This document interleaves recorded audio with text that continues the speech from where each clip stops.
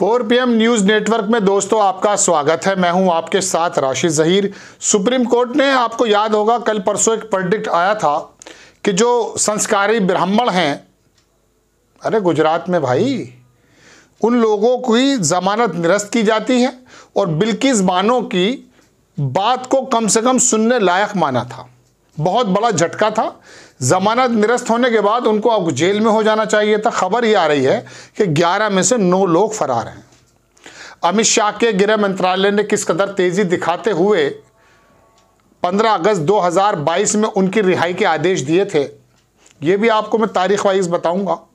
और मैं आपके सामने ये भी बताने की कोशिश करूंगा दोस्तों कि ये लोग जो दुष्कर्मी थे, जिनको संस्कारी ब्राह्मण कहा गया था, आखिरकार जेल के डर से क्यों भागे हुए हैं और भारतीय जनता पार्टी कितनी ढिठाई या यूं भी कह सकते हैं बेशर्मी से इन लोगों के ऊपर इतनी तेजी से चाबुक चलाने की जरूरत महसूस नहीं कर रही है जितनी तेजी से बाकी विपक्षी नेताओं पर चलते हैं।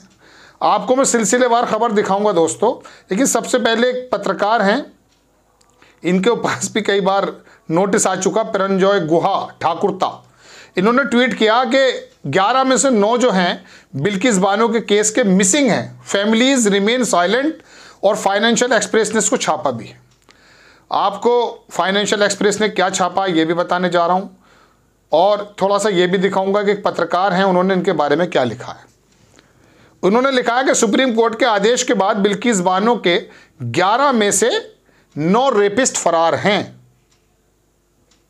या तो वो बीजेपी के लिए चुनाव प्रचार को निकल चुके हैं या फिर कंगना रनौत के संपर्क में हैं, जो बिल्किस बानो पर फिल्म बनाएगी। वो बनाएगी नहीं फिल्म।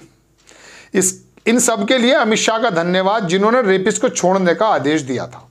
ये आदेश की कॉपी मैं दिखाऊंगा, लेकिन आप देखें फाइनेंशियल एक्सप्रेस ने इसको किस प्रकार से छापा।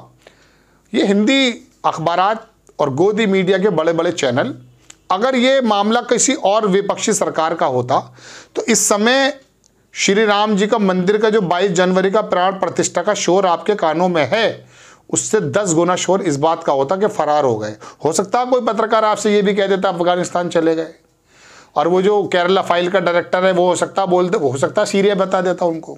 लेकिन चलिए, अंग्रेजी अखबार ने छापा फाइनेंशियल एक्सप्रेस कि 11 में से 9 convicts in Bilkis Bano case missing, families remain silent. Family बोलने को तैयार नहीं और 11 में से 9 लोग गायब हैं।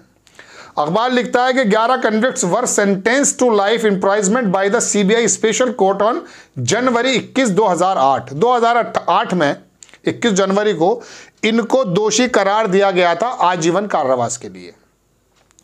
All of them were release, सबको रिलीज कर दिया गया 15 अगस्त को।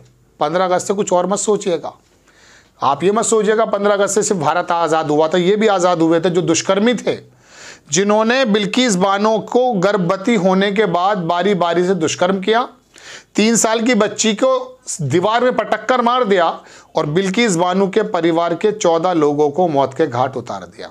मालाओं से स्वागत हुआ था जनाब। चलिए, वो तो परिवार वाले थे, मालाओं से स्वागत कर रहे थे, लेकिन भारतीय जनता पार्टी का विधायक उनको संस्कारी ब्राह्मण बता रहा था। तो क्या संस्कारी ब्राह्मण होने के बाद किसी का दुष्कर्म करने की इजाजत मिल जाती है जनाबे मन? क्या मनुस्मृति के उन बातों को वाकई सही मान लेना चाहिए जिसके अंदर कहा यह जाता है कि शूद्र जो हैं वो खिदमत के लिए हैं? किसी शूद्र के कानों में यदि गीता के शब्द पड़ जाए तो उसके कानों में शीशा पिघला कर डाल दिया जाए। वहीं तो इन अपर क्लास को ज्यादा बताया गया कि ये लोग इनसे काम ले सकते हैं। जिस तरह से ढोर और जानवरों से काम लिया जाता है, इस तरह से निचली बिरादरी जो हैं, जिनको नीचे कहते हैं, ये अपर क्लास जो हमको, मतलब कह सकता हूँ हमको इन द सेंस के जो एससी और ओबीसी को पैरों की संज्ञा देती है मनुस्मृति के मुताबिक, उनके ऊपर उन्हें कोई भी दुष्कर्म करने की इजाज़त है, संस्कारी ब्राह्मण। चलिए अब आगे देखिए जनाबे मन, आगे लिखता है अखबार के इनको रिलीज कर दिया गया था 15 अगस्त 2022 को after an order by the state government to grant them remission. Remission मिल गया था। अब जाहिर सी बात है कोई सुविधा तो होगी। ये वो महानुभाव की तस्वीर है जब वो जेल से बाहर निकले थे जनाबे मन, आपकी स्क्रीन पर है। पहले मैं फाइनेंशियल एक्सप्रेस की बात और दिखा देता हूँ। Supreme Court cancelled order pass by the Gujarat government to release 11 convicts in Bilkis Bano rape case and gave them 2 weeks to surrender before the jail authorities. 2 हफ्ते का समय दिया गया था, लेकिन हुआ क्या, 11 convicts reportedly went missing from the twin village of the, ये दो गांवों के नाम हैं। आगे लिखता है अखबार कि ये दो विलेज वही हैं जहां पर बिल्किस की फैमिली रहा करती थी गोधरा राइट्स के दौरान। उसके बाद जब दुनिया ही लुट गई थी जनाब मन, तो छोड़ दिया था फरवरी 28 में। उसके बाद ट्रेन बर्निंग का मामला हो गया था, आपको मालूम है, उससे तमाम चीज़ें ये है पहले हुआ था। एक चीज़ मैं आपको दिखाना चाहता हूँ कुछ और, ये पर्चा मैं निकाल कर लाया हूँ आपकी वजह से। ये मालूम है कौन सा फर्रा है? फर्रा तो क्या कहूँ, मिनिस्ट्री अफेयर्स का एक आदेश है। यह आदेश है श्री मयूर सिंह वाघेला की तरफ से। शंकर सिंह वाघेला याद आ जाते हैं। मयूर सिंह वाघेला ये सेक्रेटरी थे जनाब गुजरात के अंदर सचिवालय में, और इनको ये लेटर इश्यू हुआ है 11 जुलाई 2022 को। मैं आपको अपने भारत की विभागों की तेज़ी बताना चाह रहा हूँ। आपको लगेगा कि हम वाकई अमेरिका की किसी विभाग की बात कर रहे हैं। इतनी तेज़ी से काम जेम्स बॉन्ड की फिल्म में नहीं होता है। तारीख याद रखिए 11 जुलाई 2022। नीचे आ जाइए अब जनाब।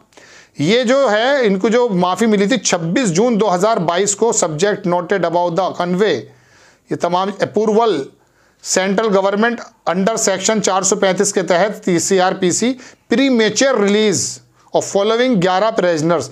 इनके नाम भी आपको मालूम है, क्या बताऊं, बस स्क्रीन पर लगा देता हूं, हो सकता है पढ़ना गलत हो। तो 26 जून 2022 को ये संस्कारी ब्राह्मण का छूटने का आदेश हुआ था। उसके बाद गृह मंत्रालय की तरफ एक प्रक्रिया होती है, वहाँ से लेटर इशू हो गया। तो 11 जुलाई को हो गया 2022 में ही। तो 26 जून और 11 जुलाई कितना टाइम बचा? 12-13 दिन में।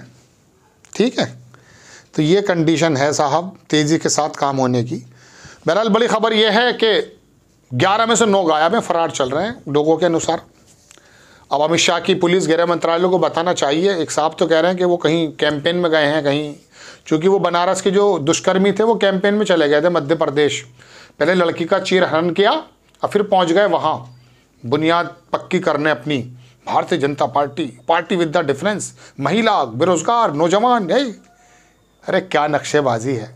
और हैरत की बात यह है कि आप में से एक समूह, पूरा नहीं थोड़ा सा, ज़ायनिस्ट बन गया है क्या? ज़ॉम्बी बन गया है क्या?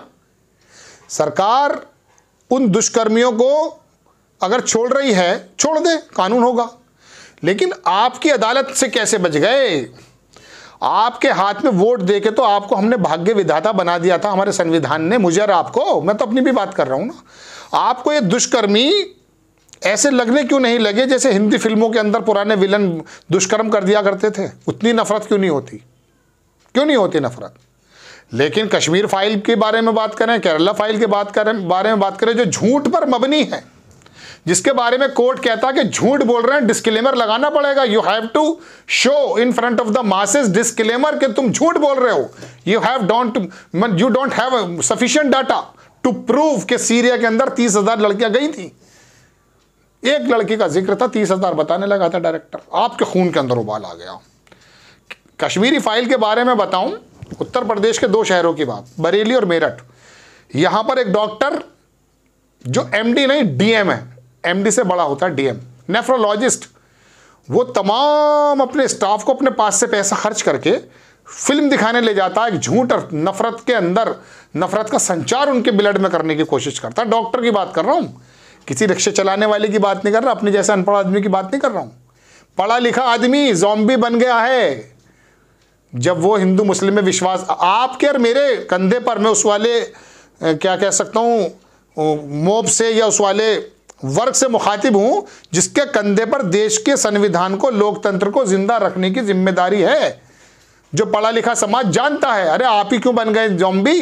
एक पत्रकार बूढ़ा देख रहा हूँ, पैर लटक रहे हैं उसके कब्र में। अरे वो प्रोपेगेंडा चला रहा है मोदी सरकार के उसमें पक्ष में। झूठ पर झूठ, झूठ पर झूठ। कूटनीति की पूरी जिंदगी पत्रकारिता की, बड़ा काबिल पत्रकार बूढ़ा, और उसके बावजूद बुढ़ापे में आके उसने अपना ईमान बेच डाला और झूठ पर बातें करता है। मोदी जी की तारीफ करने में कोई हर्ज नहीं, हालांकि उनका जनसंपर्क विभाग है, लेकिन उसको देखो क्या आया है। उसको केरला फाइल, ये फाइल, वो फाइल, हॉलीवुड के, बॉलीवुड के खिलाड़ी सारे के सारे जो हैं इकट्ठे कर लिए जनाब। क्या करके छोड़ोगे? वो अक्षय कुमार मालदीव पर बोलने लगा, अभी किसी और पर नहीं बोलेगा, ट्विटर पर देख लीजिएगा। आपको खबर कैसी लगी? 11 में से 9 भाग गए साहब, ऐसी रिपोर्ट आई है। अमित शाह का गृह मंत्रालय देखिए क्या करता है, 2 हफ्ते में जेल में जाने की बात है। जेल में जाएंगे तो बता देंगे आपको। आपको खबर कैसी लगी अपनी राय कमेंट्स बॉक्स में ज़रूर दीजिए। चैनल को सब्सक्राइब कीजिए, शेयर कीजिए। नेक्स्ट टाइम मैं किसी खबर के साथ हाजिर हो जाता हूँ जनाब। जय हिंद।